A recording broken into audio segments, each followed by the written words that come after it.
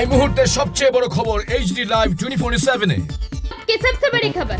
Breaking news now on HD Live 24/7। আপনারা দেখছেন AGD live 24/7। নরকনগরী তঙ্গ HD Live 24/7। আমরা এক্ষুনি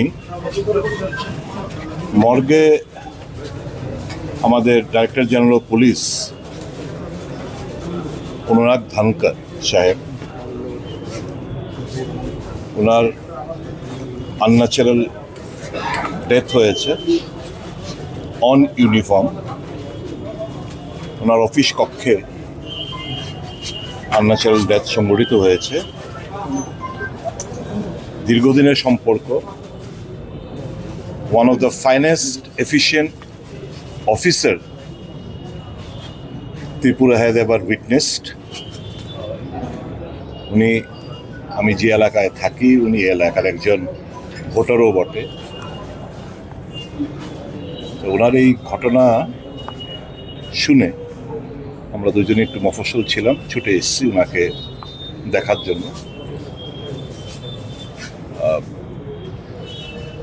সমবেদনা জ্ঞাপন করার জন্য।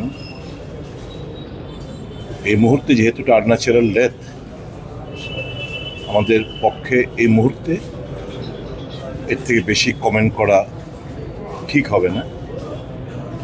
তবে এটুকু অনুরোধ করব উচ্চপদস্থ পুলিশ আধিকারিকদের কাছে, one of the finest and efficient police officer এর এই আনন্যাচারাল ডেথ, তার রহস্য উন্মোচন সত্যিকারের অর্থে নিশ্চয়ই করবে। কি পরিস্থিতিতে এরকম উনার পরিণতি হলো, সেটা নিশ্চয় সঠিক তদন্তের মাধ্যমে বের হয়ে আসবে। কি মানসিক প্রেশার ছিল, লাস্ট কয়েকদিন ধরে আমি আরেকজন উচ্চপদস্থ পুলিশ আধিকারিকের সঙ্গে কথা বলছিলাম।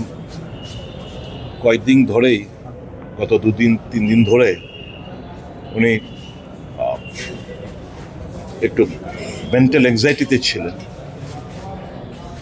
কিসের অ্যাংজাইটি, এই সমস্ত কিছু খুঁজে তদন্তের মাধ্যমে, এরকম তো একটা নজিরবিহীন ঘটনা আমাদের রাজ্যে তো নয়, ভারতে অন ইউনিফর্ম অফিস কক্ষে বাড়িতে করতে পারতেন, বাড়িতে হতে পারত unnatural death. On uniform office কক্ষে এই আনন্যাচারাল ডেথ সংঘটিত হওয়া অনেক কিছু বিবরণ দেয়। আমি এটাকে এখন পলিটিসাইজ করতে চাই না, শুধু এটুকুই বলবো, সঠিক তদন্ত এবং অতি অবশ্যই আমাদের এখানে হাইকোর্ট আছে, হাইকোর্টের বিচারপতিদের তত্ত্বাবধানে সঠিকভাবে যেন তদন্ত করা হয়, কোনো কিছু যেন হাসাপ না করা হয়, কোনো কিছু যেন ধামাচাপা না দেওয়া হয়। কি পরিস্থিতিতে ওনাকে এরকম সিদ্ধান্ত নিতে আনন্যাচারাল ডেথ সংঘটিত হলো, তা খুঁজে বের করার জন্য ত্রিপুরার একজন নাগরিক হিসাবে আমি অনুরোধ জানাবো সরকারের কাছে। কোনো মানসিক চাপ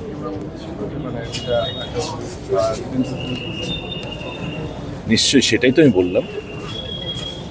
একজন উচ্চ পদস্থ पुलिस अधिकारी বলছিলেন যে পিছলে 2-3 दिन से बहुत दबाव में था। ये কি দবাবে ছিল সেটা বের করবে, আস্তে আস্তে তদন্তের মাধ্যমে বের করবে। ওনার স্ত্রীর সঙ্গে কথা হয়েছে না, মানে ডিপ শক। আমি শুনলাম যে বোধহয় কিছু বলতে চাইছিলেন উনি, ওনাকে নাকি বারণ করা হয়েছে কিছু বলার জন্য, এরকমও ঘটনা আমি নাকি শুনেছি। আমাকে আমার সভাপতি বললেন যে ভদ্রমহিলা কিছু বলতে চাইছিলেন, বলতে দেওয়া হয়নি।